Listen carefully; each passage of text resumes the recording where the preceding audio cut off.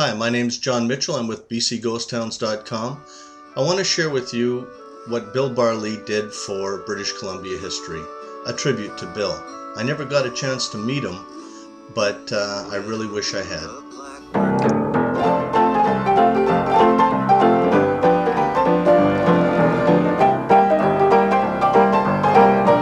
Gold Trails and Ghost Towns with Mike Roberts and Bill Barlee. Part of what makes this job such an interesting one, and that is the great photographs of the turn of the century in British Columbia. Yeah. Right from the 1860s, Mike, right on through to today. And we focus on the 1860s right into about the 1920s usually. Yeah. And we have some marvelous shots. Now, the thing is that Quesnel Forks and some of the old unrevived buildings is still there, yeah. And that's one of the joys. Oh, yeah, sure. There's still a nice cluster of buildings from Quesnel Forks. Okay. And so you have the Quesnel River, you have what is called the Caribou River, you see the South River and the North River. And this is typical of the town. This is mostly a Chinese town. This is taken probably about late 1890s, this particular shot. Probably this is taken in the 1890s, almost certainly after the railroad folded, so he looks for another occupation. This is his occupation for the next few years. And there's a certain serenity about the face or something. You know, it's the best miners in the business. Now, Ainsworth, I said to you, why do you like this one? I like it. I like the mood of this photograph. I'm looking down that main street. I'm looking down into the late 1890s. It is indeed. Some of those buildings are still standing today. Boundary country. Sure, you go to the wee hill today and you see nothing. Most people, the inexperienced there, will pass right through it. At one time, it was a divisional point. Railroads were coming through. They had two railroads going into Phoenix, the CPR and the Great Northern, and E. Holt had a whole bunch of locomotives in there, and about 1,000 people, 5 hotels. Talking about the Caribou, you're talking about the 1860s when the original discoveries were made. Talk about famous towns like Barkerville, and you talk about some of those renowned creeks of the past. Williams Creek, of course, is the most famous. You had Nelson Creek, and you had Antler Creek, and Cunningham Creek, Slough Creek, Last Chance Creek, a lot of creeks, but the second most famous creek in that particular district is Lightning Creek. One of these guys is a guy called Ned Campbell. And Ned Campbell has a little show on Lightning Creek, and here's how good it is. In the first day, Mike, he takes out 900 troy ounces. And this is some of the type of gold they get, almost exactly the same. You like the sound. And, that is coarse gold, it's nugget gold. It's in the 1860s. This is old Van Winkle. And, you read some of the reports about Van Winkle. It's supposed to be 1,000 people in Van Winkle. Nonsense. There were only about 10 or 12 buildings in Van Winkle, and there were probably 100 people in Van Winkle. Now, that didn't mean that there weren't individuals all around that area on the various creeks, and Grub Gulch and Perkins Gulch and all the rest. Butcher Bent, for instance, one of the biggest nuggets were corded off the creek, over 30 ounces, almost free from Van Winkle. And these three claims use Cornish wheels. And the reason they use Cornish wheels, that's to raise the water from the depth. And these Cornish wheels, some of these, Mike, were so efficient, each Cornish wheel would throw 1 million gallons a day with how rich the ground was. The ground was staggeringly rich. They could look into the gravel, even under the lights, and see the gold sticking right to the gravel wall.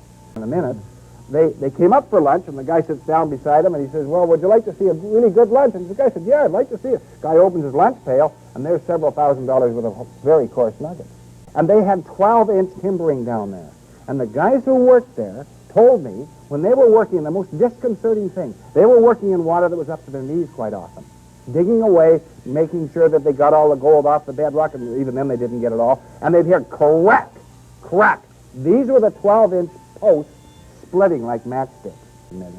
The pay streak is probably 60 or 70 feet wide. It's probably at least averaging 3 to 4 feet thick. And gave birth to a whole other town. Well, what happened is the ground of Van Winkle was found to be gold-bearing, so they simply tore down Van Winkle, but they had a post office in Van Winkle. So they put the post office down in Stanley and called Stanley Van Winkle.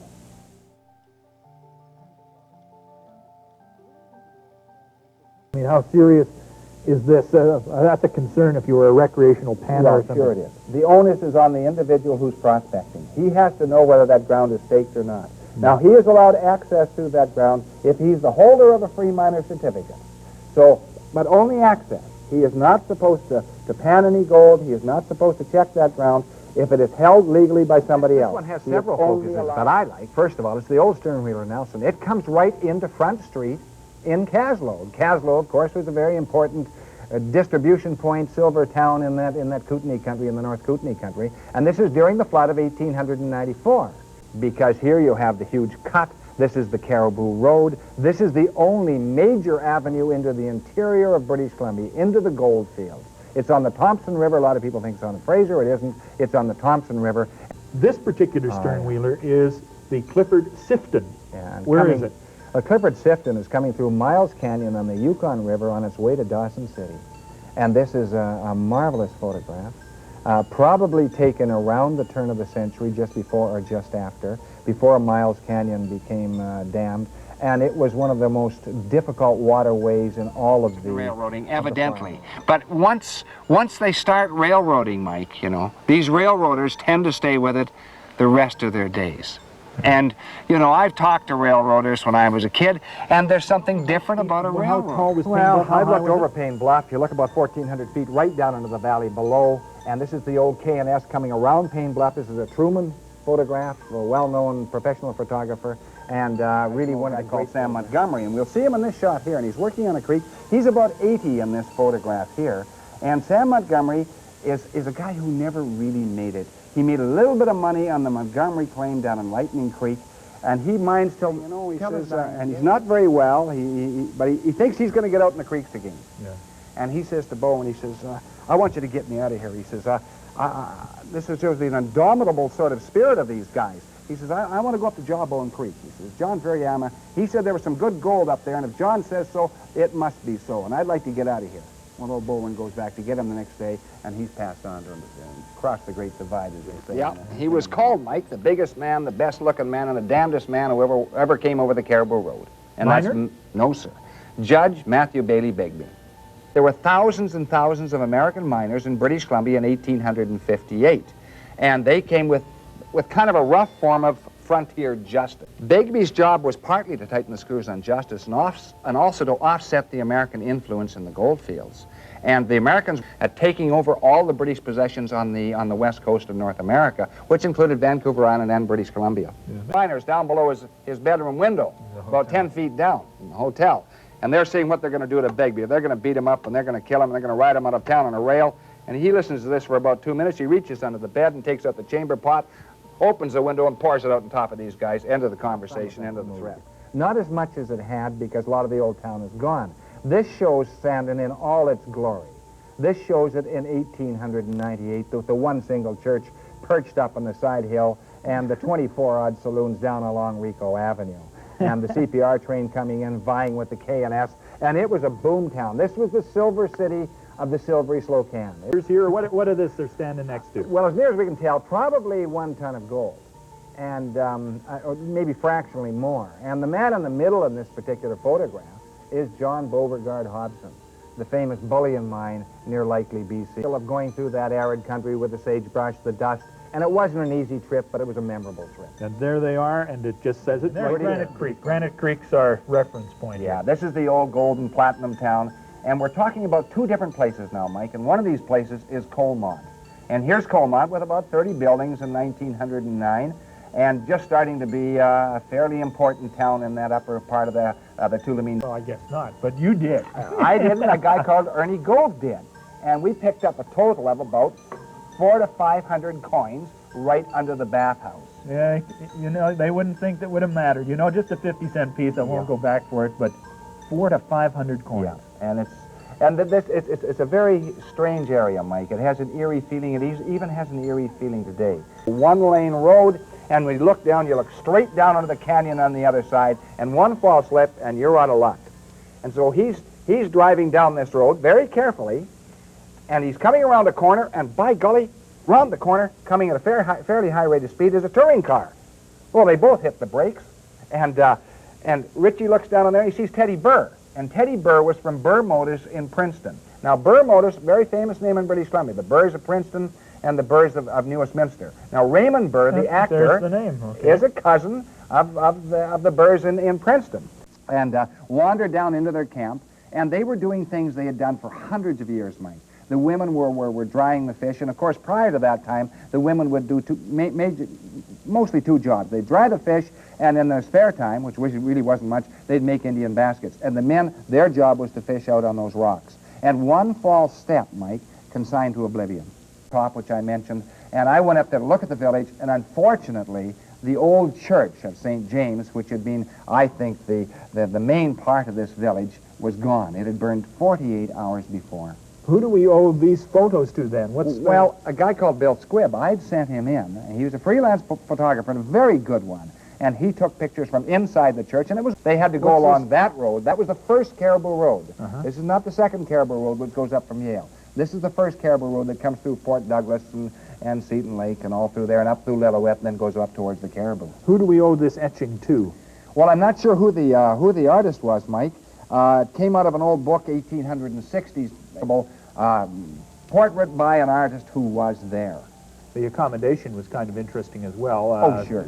Just a major fire in the back, and you slept where there was space on the floor. You slept anywhere you could. You slept on top of the bar. You can see some guys sleeping on top of the bar, some right in front of the fireplace. They were there first. And as you came in later, you slept far And in you the back. look for the old workings in Antler Creek. And if we're looking at a map of Antler Creek, you'd probably use the Amos Bowman map of 1887 or 1888.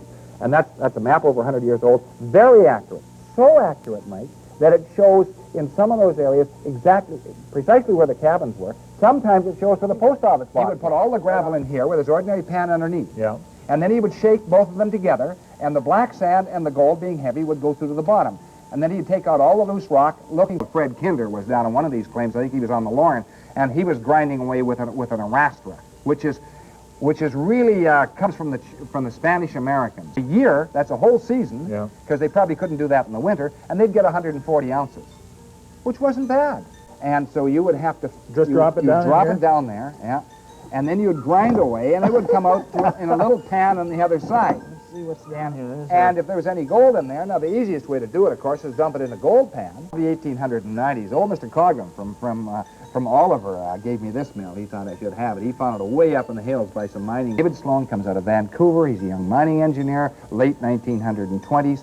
He drifts into that Bridge River country. He goes up Cadwallader Creek, talks to some of the miners, looks at some of the ore, looks at the formation, and says, this is a great camp. Right from the 1928 on, they start producing tens of thousands of ounces of gold per annum. Then they start producing over 100,000 ounces of gold per annum. And then they start, one of their top years was around 147,000 ounces of gold. And sometimes it was so rich that they couldn't trust the average miner in there. And they had to erect a steel door made by the company blacksmith, and they just cut off that part of the tunnel or that part of the adit, because they couldn't let the ordinary guys in there. They'd have to let a pick crew in that they trusted absolutely implicitly. Security. It sounds almost like the mines of Johannesburg in South Africa. Oh, It was that rich. Oh, it was phenomenal ground. I've talked to guys who worked there when they came across some of this bonanza ore, and they just couldn't believe it. Absolutely couldn't believe it. Richest mine in Canada or British Columbia? No, richest mine in British Columbia, gold mine in British Columbia. Some of those mines in northern Ontario would have been a little richer, Mike, but as far as the granddaddy of all the gold mines in British Columbia, it has to be in that Bridge River country. It has to be between the two, between the Braylorn and the Pioneer. The richest ton of gold ore that ever came out of any ground in Canada, Ontario, British Columbia, Northwest Territories, Manitoba, was out of the Braylorn. And it was running 2,000 ounces per ton. And that means 1 ton of ore about this big produced 20 100-ounce bars of gold out of one little... Not many, in these photographs today, we don't know many of the individuals. 1 or 2 we do. But also, does it set the scene? Are you looking back through the mind's eye into that period, into the 1890s, or into 1910, or into the 1870s? But the public at large likes history. But nobody seems to be able to get together to say, hold it, what we need is we need an overall umbrella to protect our historic sites. That's what they've done in Ireland. They've done that in England. And people like the Old West. They like wandering through a town and hearing their foots on the boardwalk. And that's the way it works.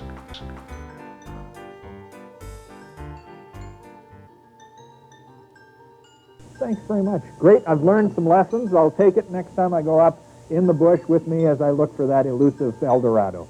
That's our show for tonight. We'll be back again next time, so join us then for Gold Trails and Ghost Towns with our storyteller, Bill Barlee. Bye-bye.